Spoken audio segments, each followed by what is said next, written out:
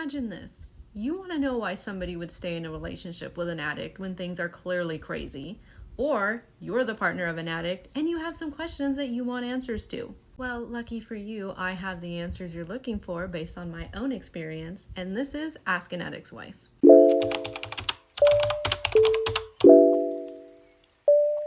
Today's question is, what can I do to help my partner right now? Honestly, no matter where your partner is in recovery or lack thereof, the most important thing you could ever do in regards to this, and pretty much life as a whole, is work on yourself. As I know from personal experience, that's really the only way to make any kind of substantial progress on yourself, your relationship, your life, pretty much everything as a whole. Obviously, take me for instance. I tried for years to do everything under the sun to try to coerce my partner into recovery, and all it did was strain our relationship and put strain on every aspect of my life overall. What I figured out in the end was that nothing I was doing was getting me any closer to my goal of getting him into recovery, and that's the only way to make myself feel better, which is what I was trying to do, maybe just indirectly, was to work on myself and figure out what wasn't working in my own life that I could control myself, which is not anybody outside of myself. It is not my partner. It is not my environment.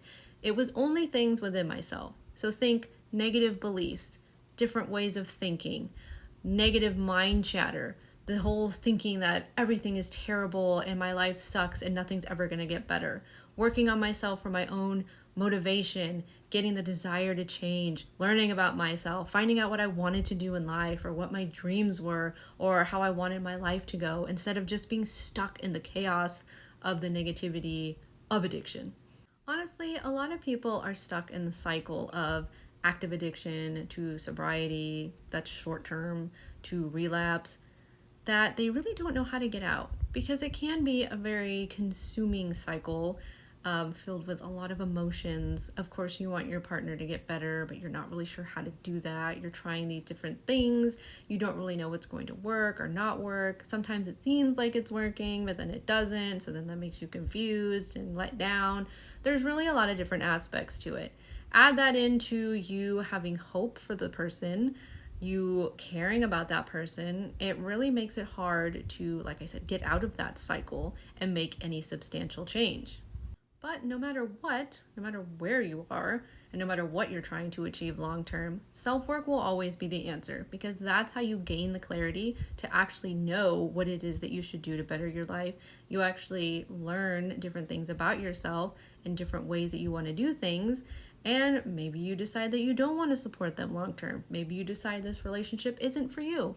Or maybe you do continue with that like I did, because you do care about that person. You do have hope for them. You want to stay in the relationship, but you just do it from more of a distance. So in conclusion, I would say that realistically, there's not anything that you could do to force them into recovery and have it stick long term. It's like with anything. Like if somebody says that you need to start going to the gym, or even if you know you need to start going to the gym, having somebody force you to do it, or having somebody tell you exactly what workouts you should do, even if you don't feel motivated to do it, it's not going to stick. It has to come from an inner motivation.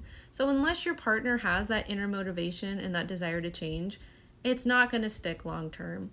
And if anything, you're just setting yourself up for more heartache in the future. The one thing that I can pretty much guarantee is going to start moving you in the better direction and helping you to feel better, even starting now, is to work on yourself.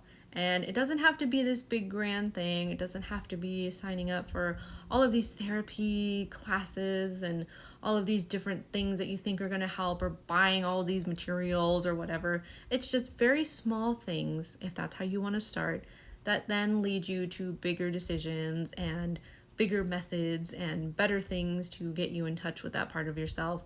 And from there, it just gets a lot easier, because then you know exactly what you're doing, or at least for the most part you do. If you have any further questions or you need a little bit of extra support, drop me a comment and let me know.